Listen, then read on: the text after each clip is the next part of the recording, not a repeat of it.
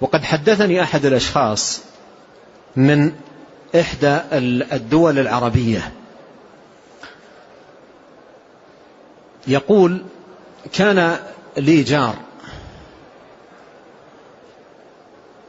لا أعرفه بتجارة ولا أعرفه أيضا بصاحب إرث، أنه ورث من قريب له مالا، ولا عنده أعمال ولا مصالح، لكن عنده أموال كثيرة.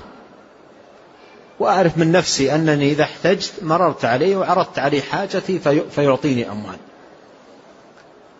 يقول لي: فمرة قلت له: أنا جارك وجيرتنا قديمة، وأراك عندك أموال ولا تجارة ولا عمل فأريد أن تدلني طريقة حتى أكون مثلك. قال: أدلك على طريقة، لكن كل ما أقوله لك تفعله؟ قال: نعم. قال: لا تترك منه شيئا؟ قال: لا أترك شيئا. قال: مهما كان؟ أكد علي. قلت له: مهما كان. وأنا يقول أخذني الطمع والرغبة في المال والحرص على تحصيله، فقبلت منه ذلك. ثم أرشدني يقول إلى الطريقة.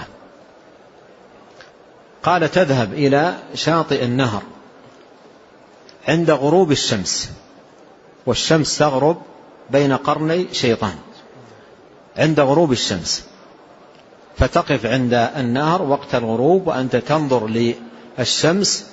وأعطاني أسماء، قال: تهتف بهذه الأسماء تناديها. فانظر كيف يقول: تهتف بهذه الأسماء تناديها. يقول: إذا هتفت وناديتها سيأتيك، يخرج لك شيء من النهر يخاطبك، وكل ما يطلب منك لا ترده مهما كان. يقول: حملني الطمع وذهبت وأخذت أنادي، ويقول فعلا خرج شيء من النهر وخاطبني باسمي: يا فلان. قال: يعني أطلب منك أمورا وتفعلها، ما تترك شيء منها؟ قال: ما أترك شيء منها.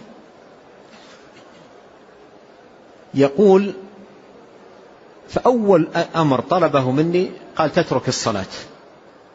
أول أمر طلبه مني قال: تترك الصلاة. يقول: من نعمة الله علي أنني منذ الصغر وأنا نشأت على الصلاة والمحافظة عليها، ولا أفكر في تركها أبدا، وشيء يعني متمسك به تماما، ولا أفكر يوم أترك الصلاة مهما كان الأمر. مهما كان الأمر لا أترك الصلاة. فيقول: لما طلب مني هذا الأمر وإذا به يطلب مني أمرا لا أفكر أصلا في تركه مهما كانت الحال. وهذا من النعم في المحافظة على الصلاة. وقد قال الله تعالى: إن الصلاة تنهى عن الفحشاء والمنكر. إن الصلاة تنهى عن الفحشاء والمنكر. وقال: واستعينوا بالصبر والصلاة. يقول: فقلت له، وأذكرها لكم بلهجته حتى تعرفوا بلدته.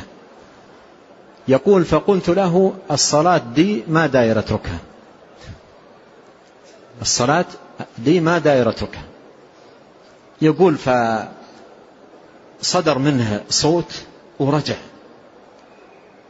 صوت عالي ورجع من مكانه.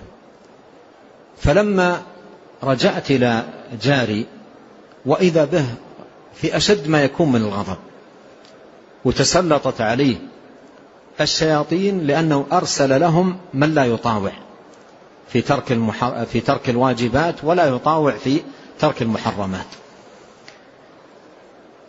وتعمدت ذكر هذه القصة لسماعي لها من صاحبها مباشرة، حتى نعرف أنه لا يمكن أن يكون السحر والتعامل مع الشياطين إلا بالكفر بالله، ترك الصلوات، الكفر بالله، امتهان القرآن، نبذ كتاب الله، استعانة بالشياطين ودعائهم من دون الله.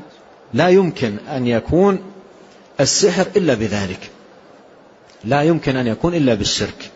وهذا فيه التصريح، قال فقد أشرك، ومن سحر فقد أشرك، لأنه لا يمكن أن يصل إلى السحر إلا بالشرك والكفر بالله سبحانه وتعالى.